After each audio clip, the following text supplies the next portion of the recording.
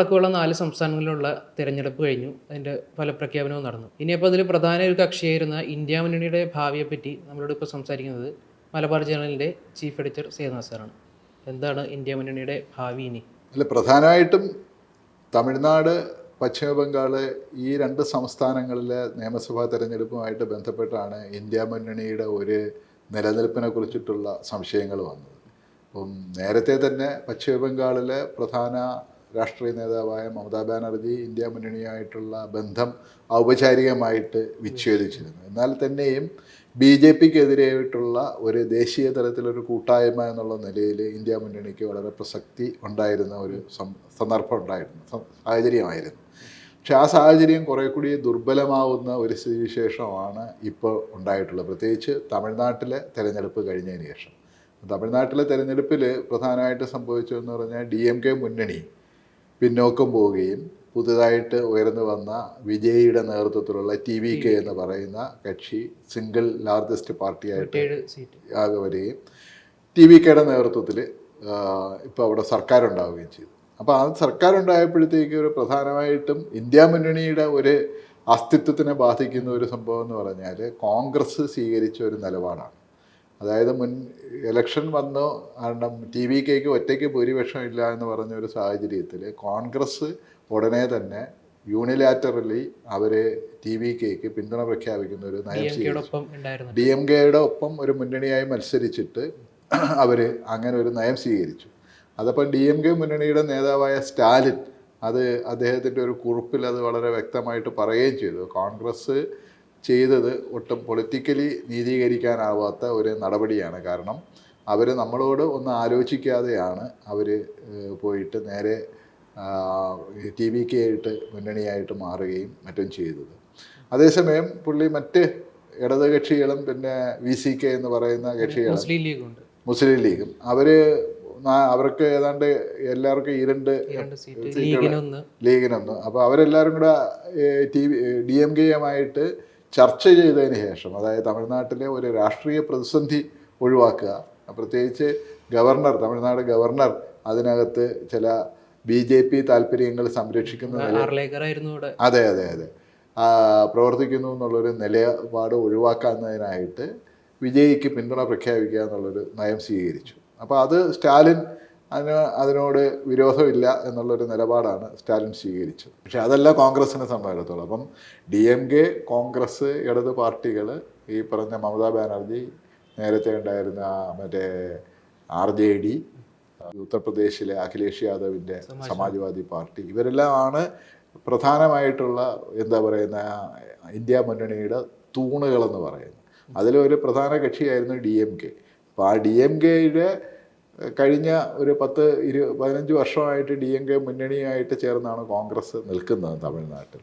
അപ്പം തമിഴ്നാട്ടിലെ DMKയെ ഒരു ശത്രുപക്ഷത്തേക്ക് നിർത്തിക്കൊണ്ട് ദേശീയ തലത്തിൽ ഇനി കോൺഗ്രസുമായിട്ടുള്ളൊരു ഇന്ത്യ മുന്നണി എന്ന് പറയുന്നൊരു സംഭവം DMKക്ക് എത്രത്തോളം സ്വീകാര്യമാവും എന്നുള്ളത് ഒരു വലിയ വിഷയമാണ്. അപ്പോൾ അങ്ങനെയുള്ള ഒരു സാധനം, അത് മാത്രമല്ല കോൺഗ്രസിനോടുള്ള സമീപനത്തിൽ ഈ പറയുന്ന RJDക്കായാലും സമാജ്വാദി പാർട്ടിക്കായാലും തന്നെ ചില തരത്തിലുള്ള സംശയങ്ങൾ ഉടലെടുക്കാനായിട്ടുള്ള സാധ്യതകളുണ്ട്. കാരണം ഇവരെ ഒരു പൂർണ്ണമായിട്ടും ഡിപ്പെൻഡബിൾ ആയിട്ടുള്ള ഒരു സഖ്യകക്ഷി അല്ല എന്നുള്ളൊരു ഇമ്പ്രഷൻ വരും. അപ്പോൾ അതിൻ്റെ ഏറ്റവും വലിയ ഒരു ഐറണി എന്ന് പറയുന്നത് ഒട്ടും സമയം കളയാതെ തന്നെ ആ കാര്യത്തിൽ പ്രധാനമന്ത്രി മോഡി ഇടപെട്ടു എന്നുള്ളതാണ്. കാരണം തമിഴ്നാട്ടിലെ കോൺഗ്രസ് DMKയെ വഞ്ചിച്ചു എന്നുള്ളത്, അധികാരത്തിന് വേണ്ടി തിരിഞ്ഞു കുത്തി എന്നുള്ള ഒരു നിലയിലേക്ക് പറഞ്ഞു. അപ്പോൾ അത് ആ നിലയിൽ കോൺഗ്രസ്സിനെ നാഷണൽ ലെവലിൽ കോൺഗ്രസ് ഒരു ഡിപ്പെൻഡബിൾ, അതായത് കോൺഗ്രസിൻ്റെ ഇപ്പം നമ്മൾ BJPക്ക് എതിരായിട്ടുള്ള ഒരു മുന്നണിയുടെ ഒരു പ്രധാന ശക്തി കോൺഗ്രസ് ആണെന്നും കോൺഗ്രസ്സാണ് ബാക്കിയുള്ള എല്ലാവരെയും യോജിപ്പിക്കാനായിട്ട് മുൻപന്തിയിൽ നിൽക്കേണ്ടതെന്നുള്ള ഒരു ഇതിലാണ്, പ്രത്യേകിച്ച് കേരളം പോലുള്ള സ്ഥലങ്ങളിൽ അങ്ങനെയുള്ളൊരു ഫീലിങ്ങിലാണ് പോകുന്നത്. പക്ഷെ ആ ഒരു റോളിലേക്ക്, അല്ലെങ്കിൽ അങ്ങനെ ഒരു റോള് വഹിക്കുന്ന കോൺഗ്രസ് സ്വീകരിക്കേണ്ട ഒരു നയമാണോ കോൺഗ്രസ് സ്വീകരിച്ചതെന്നുള്ളത് വളരെ സംശയമുളവാക്കുന്ന കാര്യമാണ്. ഇനിയിപ്പോൾ അടുത്ത് തമിഴ്നാട്ടിലാണെങ്കിലും ലോക്സഭ ഇലക്ഷനിൽ എന്തായിരിക്കും ഇനി അതിൻ്റെ ഒരു, അപ്പോൾ ലോക്സഭ ഇലക്ഷനിലെല്ലാം തന്നെ ഇതിൻ്റെ ഒരു റിഫ്ലക്ഷൻ ഉണ്ടാവും. കാരണം ഏറ്റവും കൂടുതൽ DMK-ക്കാണ് ഇപ്പോൾ അവിടെ ഉള്ളത്. കാരണം 39 സീറ്റുകളുള്ള ഒരു സംസ്ഥാനമാണ് അവിടെ. അപ്പോൾ ഇപ്പോഴത്തെ അപ്പം തമിഴ്നാട്ടിലെ ഒരു ട്രെൻഡ് എന്ന് പറഞ്ഞു കഴിഞ്ഞാൽ നമ്മൾ നോക്കിക്കഴിഞ്ഞിരുന്നാൽ അസംബ്ലി ഇലക്ഷന് നിൽക്കുന്ന അതേ ട്രെൻഡ് ലോക്സഭയിലും എല്ലാം തന്നെ തുടരാനുള്ള സാധ്യതയുണ്ട്. കാരണം ഈ ഒരു പാർട്ടി ഒരു ഇതിൽ സ്വീപ്പ് ചെയ്ത് കഴിഞ്ഞിരുന്നാൽ ആ ഒരു വേവ് എപ്പോഴും നിലനിൽക്കുന്ന ഒരു സാധനമാണ്. അപ്പോൾ ഇപ്പം TVK വേവ് വന്ന സ്ഥിതിക്ക് ലോക്സഭയിലും ആ TVK വേവ് തന്നെ നിലനിൽക്കാനുള്ള സാധ്യതയുണ്ട്. അപ്പോൾ കോൺഗ്രസ് അതിൻ്റെ കൂടെയാണ് നിൽക്കണമെന്നുണ്ടെങ്കിൽ ആ ഒരു നിലയിലുള്ള ഒരു സാധനം ഇതിലായിട്ട് വരും.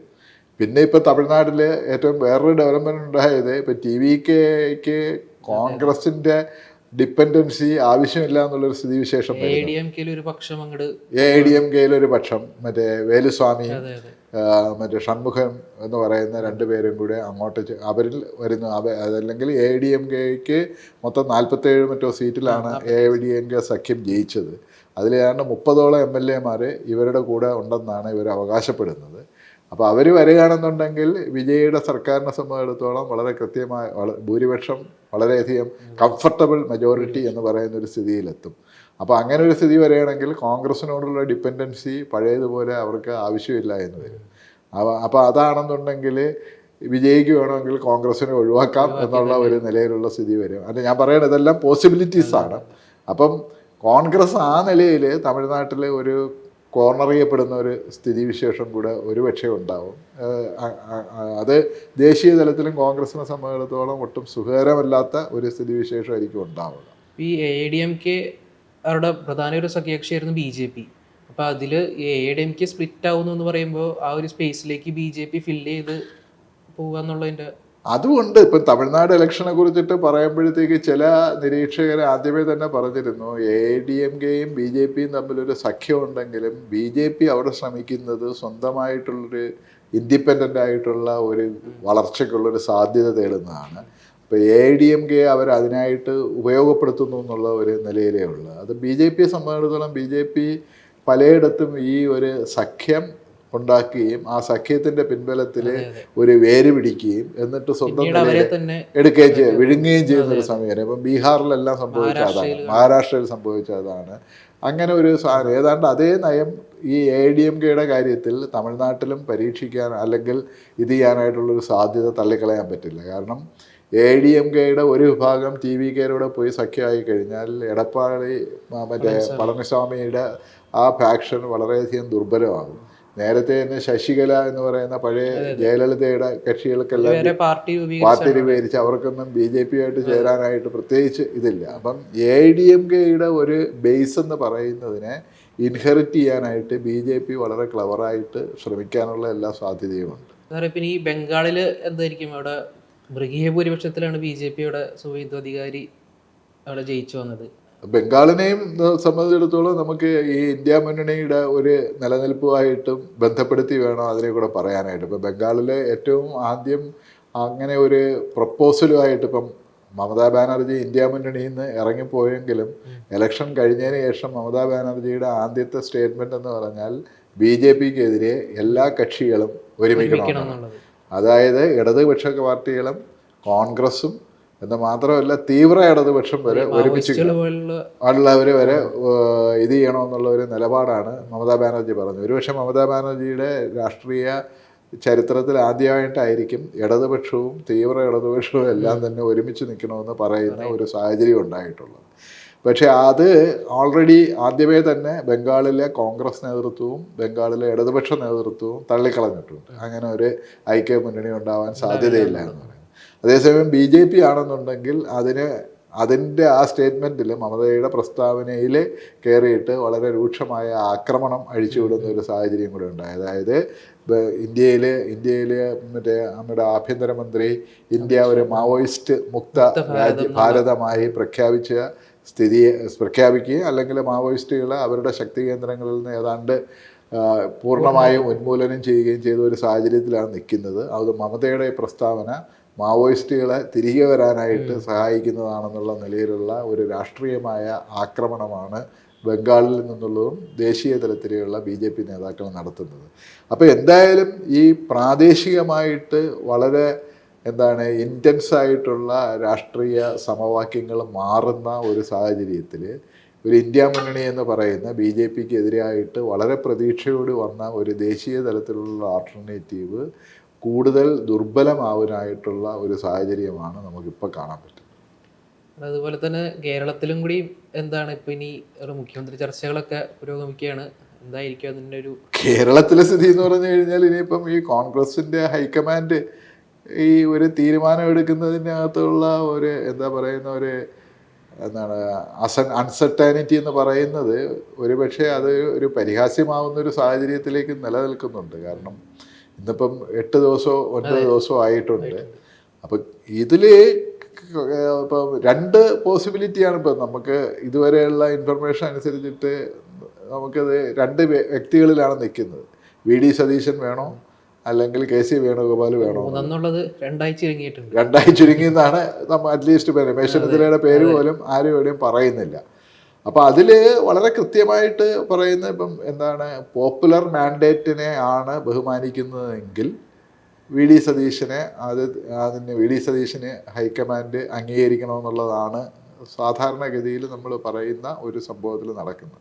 പക്ഷേ അതല്ല നടക്കാൻ പോകുന്നു എന്നുള്ളതിൻ്റെ വ്യക്തമായ സൂചനയാണ് ഈ തീരുമാനം എടുക്കുന്നതിലുള്ള ഈ കാലതാമസം സൂചിപ്പിക്കുന്നതെന്നാണ് നമുക്ക് മനസ്സിലാക്കാൻ പറ്റുന്നത്. കാരണം മറ്റേതായിരുന്നു എന്നുണ്ടെങ്കിൽ അവർക്ക് നേരത്തെ തീരുമാനം എടുക്കാം. പിന്നെ ഈ ഹൈക്കമാൻഡ് എന്ന് പറയുന്നത് ബേസിക്കലി അത് നമ്മുടെ ഇവരുടെ ഫാമിലി ആണെന്നുണ്ടെങ്കിൽ സോണിയ, രാഹുൽ, പ്രിയങ്ക എന്ന് പറയുന്ന ഈ ഫാമിലിയാണ് ഈ ഹൈക്കമാൻഡ്. ആ ഫാമിലിയുടെ ഒരു എന്താണ് പിന്തുണയില്ലാതെ അല്ലെങ്കിൽ താല്പര്യമില്ലാതെയോ കെ സി വേണുഗോപാലിനെ പോലെ ഒരാൾ ഇത്രയും ശക്തമായിട്ട് ഈ പൊസിഷന് വേണ്ടി നിൽക്കുമെന്ന് പറയാൻ നമ്മുടെ നാടൻ ഭാഷയിൽ പറഞ്ഞ അരിയാഹാരം കഴിക്കുന്നവർക്ക് ആർക്കും തോന്നില്ല. അപ്പം അതുകൊണ്ട് ഈ ഹൈക്കമാൻഡ് ഇങ്ങനെ ഇതിട്ട് നീട്ടുക എന്ന് പറയുന്നത് ആ സമയം അവരുടെ ഒരു തീരുമാനം അടിച്ചേൽപ്പിക്കാനുള്ള ഒരു സമയം എടുക്കൽ മാത്രമാണ്. അതുകൊണ്ട് മിക്കവാറും ഈ ഇപ്പോൾ മിക്കവാറും നാളെയോ മറ്റന്നാളോ ഒക്കെ തീരുമാനം വരുമെന്നാണ് ഇത് ചെയ്യുന്നത്. അപ്പം അത് ആ കോൺഗ്രസിൻ്റെ കേരളത്തിൽ കോൺഗ്രസിനും അല്ലെങ്കിൽ UDF മുന്നണിക്കും ഉണ്ടായ ഒരു വിജയത്തിൻ്റെ അല്ലെങ്കിൽ അതിൻ്റെ ഒരു എന്താ പറയുന്ന അതിൻ്റെ ഒരു ശോഭ കെടുത്തിയ ഒരു സംഭവമാണ് ഇതുവരെ. സണ്ണി ജോസഫിന്റെ ഒരു സ്റ്റേറ്റ്മെന്റും ഇപ്പോൾ വന്നിട്ടുണ്ട്, വിജയത്തിന്റെ ശോഭ കെടുത്താണ് ഈ ചർച്ച വൈകുന്നതെന്ന് പറഞ്ഞൊരു.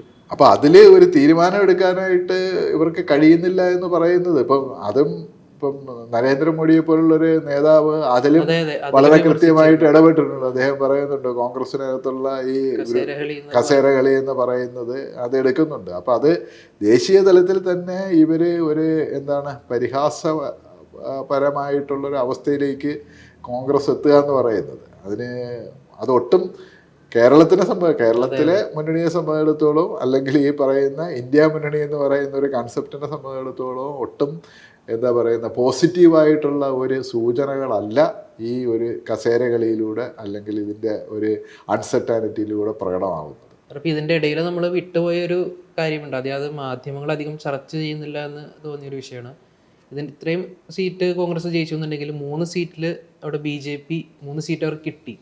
അപ്പോൾ അത് എത്രത്തോളമാണ് കേരളത്തിലെ പൊളിറ്റിക്സിൽ ഇൻഫ്ലുവൻസ് ചെയ്യാൻ പോകുന്നത്? എനിക്ക് തോന്നുന്നു നിർഭാഗ്യവശാൽ ഈ മുഖ്യമന്ത്രി പദത്തിനെ കുറിച്ചിട്ടുള്ള വിവാദങ്ങൾക്കിടയിൽ തീരെ ശ്രദ്ധ കിട്ടാതെ പോകുന്ന ഒരു വിഷയമാണത്. കാരണം കേരളത്തിലെ സംബന്ധിച്ചിടത്തോളം ഒരു പക്ഷേ ഇതുവരെ കാണാത്ത തരത്തിലുള്ള ഒരു കമ്മ്യൂണൽ പോളറൈസേഷന് വഴിതെളിക്കുന്ന തരത്തിലുള്ളതാണ് BJPയുടെ ഈ 3 സീറ്റിലുള്ള വിജയം. BJPയുടെ 3 സീറ്റിലുള്ള വിജയം മാത്രമല്ല, BJPക്ക് ബാക്കി 20ഓളം സീറ്റുകളിൽ അവർക്ക് 20%-ത്തിലധികം വോട്ട് അവർ നേടിയെന്നുള്ളത്. അപ്പം നാളെ ഈ വോട്ട് രേഖപ്പെടുത്തലിനെ കുറിച്ചിട്ടുള്ള വിലയിരുത്തൽ വരുന്നതെന്ന് പറഞ്ഞാൽ ഈ വോട്ട് കിട്ടിയ മണ്ഡലങ്ങളിലെല്ലാം തന്നെ ഹിന്ദു ഭൂരിപക്ഷം അവർക്ക് വോട്ട് ചെയ്തു എന്നുള്ള നിലയിലാണ് ഇതിനെ BJP റീഡ് ചെയ്യുന്നു, അല്ലെങ്കിൽ BJP അനുകൂലിക്കുന്നവർ അതിനെ വായിച്ചെടുക്കുന്നത്. അപ്പോൾ ആ നിലയിലുള്ള ഒരു പോളറൈസേഷന് ആണ് അവർ ശ്രമിക്കുക. അപ്പോൾ ആ പോളറൈസേഷന് വേണ്ടി അവർ ഉപയോഗിക്കാൻ പോകുന്ന വാദങ്ങളെല്ലാം തന്നെ വരുന്ന വരുന്ന ദിവസങ്ങളിൽ വളരെ വ്യക്തമായിട്ട് വരും. അതിപ്പം മലപ്പുറം ജില്ലയിൽ മുസ്ലിം ലീഗിൻ്റെ സ്ഥാനാർത്ഥികൾക്ക് കിട്ടിയ വോട്ടും, അല്ലെങ്കിൽ മലബാറിൽ പൊതുവേ മുസ്ലിം ന്യൂനപക്ഷത്തിൻ്റെ വല്ലാത്തൊരു ഏകീകരണം നടന്നു എന്ന് പറയുന്ന വാദങ്ങളും ഇതിനെ എല്ലാത്തിനെയും സമർത്ഥിക്കാനുള്ള ഒരു രീതിയിലുള്ള ഒരു വലിയ ഒരു എന്താ പറയുന്ന നറേറ്റീവ് BJPയുടെ ഭാഗത്ത് നിന്ന് ഉണ്ടാവും എന്നുള്ള കാര്യത്തിൽ സംശയമില്ല. പക്ഷേ ഈ നിർഭാഗ്യവശാൽ ഈ കോൺഗ്രസിൻ്റെ അകത്തു നിന്നുള്ള ഈ മുഖ്യമന്ത്രി തർക്കങ്ങളെല്ലാം തന്നെ അത്തരം ഒരു ചർച്ചകൾക്ക് BJPക്ക് ഒരു വലിയ അവസരം ഉണ്ടാക്കി കൊടുക്കുന്ന നിലയിലാണ് ഈ നിൽക്കുന്നത്. കാരണം ഒരു വലിയ ജനകീയ മാൻഡേറ്റ് എന്നുള്ള നിലയിലുള്ള ഒരു അഭിപ്രായത്തെ കോൺഗ്രസ്സിന് ക്രോഡീകരിക്കുകയും അതനുസരിച്ചിട്ട് രാഷ്ട്രീയമായി ഒരു വലിയ മുന്നേറ്റം നടത്താനുമായിട്ടുള്ളൊരു അവസരത്തിന് പകരമായിട്ട് ഈ മുഖ്യമന്ത്രി കസേരയ്ക്ക് വേണ്ടിയിട്ടുള്ള ഈ അടിയോട് കൂടിയിട്ട് അല്ലെങ്കിൽ ഈ തർക്കത്തോട് കൂടിയിട്ട് അതിനുള്ള അവസരം അവർ സ്വയം നിഷേധിക്കുകയും ചെയ്യും.